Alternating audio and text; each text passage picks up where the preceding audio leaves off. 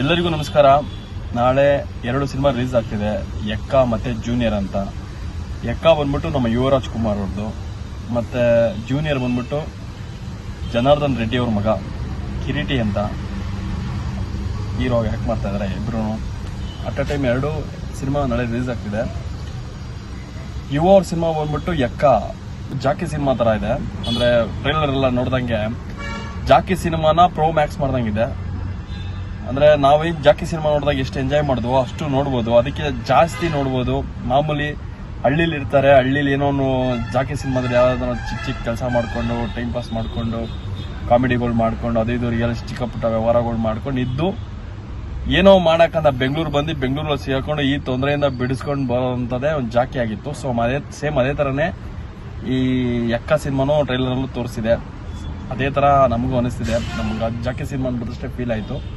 So ಇದನ್ನ ನಾವು ಕುತ್ಕೊಂಡು ನಾವು ಮಜಾ ಮಾಡ್ಬೋದು, ಅಂದರೆ ಥಿಯೇಟರ್ ಕುತ್ಕೊಂಡು ಆರಾಮಾಗೆ ಟೈಮ್ ಪಾಸ್ ಮಾಡ್ಬೋದು. ಸೊ ನೆಕ್ಸ್ಟ್ ಬಂದು ಜೂನಿಯರು ಕಿರೀಟಿ ಅವ್ರದ್ದು. ಈ ಸಿನಿಮಾ ಟ್ರೈಲರ್ ನೋಡಿದ್ರೆ ಒಂಥರ ತುಂಬ ಡಿಫ್ರೆಂಟ್ ಆಗಿದೆ ಸ್ಟೋರಿ.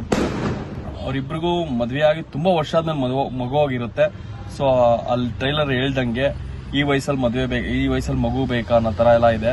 ನಮ್ಮ ರವಿಚಂದ್ರನ್ ಸರ್ದು ಸ್ವಲ್ಪ ತುಂಬ ಇದೆ ಅನ್ಸುತ್ತೆ.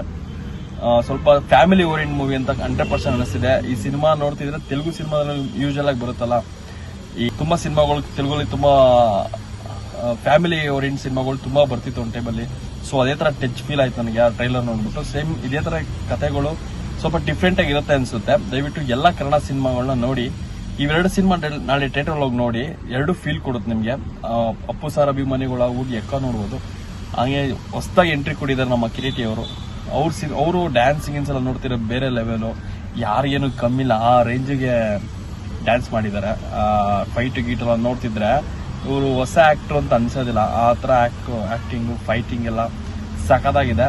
ಅದ್ರ ಜೊತೆಗೆ ಸಪೋರ್ಟ್ ಆಗಿ ನಾನು ಇದೀನಿ ನಿಮಗೆ ಬೆನ್ನೆಲುಬಾಗಿ ಅಂತ ನಿಂತ್ಕೊಂಡು ನಮ್ಮ craze star Ravichandran sir, so Sudharani madam ಇವರೆಲ್ಲ ಬ್ಯಾಕ್ ಬೋನ್ ಆಗಿ ನಿಂತ್ಕೊಂಡಿದ್ದಾರೆ.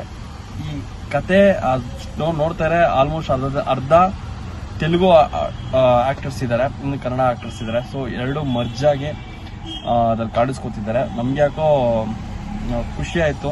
ಈ ಸಿನಿಮಾನ 100% ನೋಡಬೇಕು ಅನಿಸ್ತು. ನನಗೆ ಪರ್ಸನಲ್ ಆಗಿ ಅನಿಸ್ತು.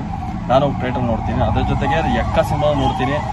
ಎಕ್ಕ ಸಿನಿಮಾ ಪರ್ಸನಲ್ ನನಗೆ ತುಂಬಾ ಹತ್ರ ಆಗುತ್ತೆ ಆ ಕತೆ.